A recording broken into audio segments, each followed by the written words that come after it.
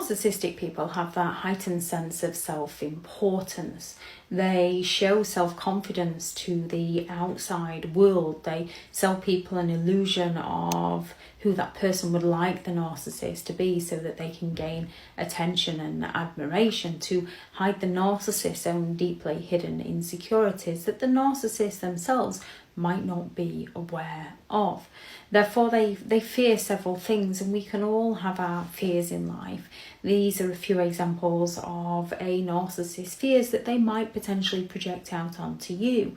So one of the first of their fears is that abandonment and rejection, as narcissistic people have a strong need for external, excessive attention and praise and validation, which is why your opinion must agree to theirs. And if your opinion doesn't match theirs, then they go all out to humiliate you, mock you, shame you, ignore you and judge you.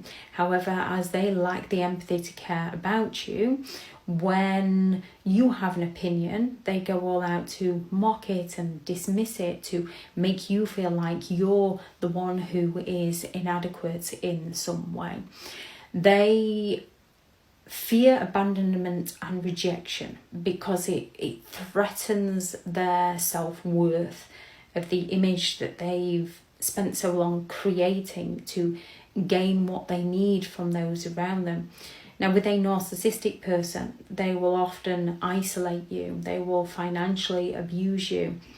They will coercively control you. They will force silence on you and ghost you, so that you are the one then. They're projecting their fears out onto you, so you're the one that's then fearing that abandonment and fearing that rejection. So in the narcissist's mind, they've created that reality that they're not the one with that problem, that is you. And they actually believe that within themselves, which is why they're so convincing when they tell you these kinds of things. Control, losing control, is another fear of a narcissistic person.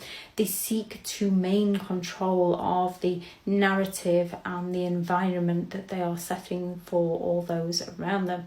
So they go all out to micromanage people, and they lash out when they lose control of people. They spread rumours to destroy people's reputations so that they can gain back the control. No one throws a bigger tantrum than a narcissist who's losing control of somebody else's mind. It can be very challenging when we feel out of depth or when we feel out of control. However, we don't usually go around trying to control other people to fall to our demands. Exposure.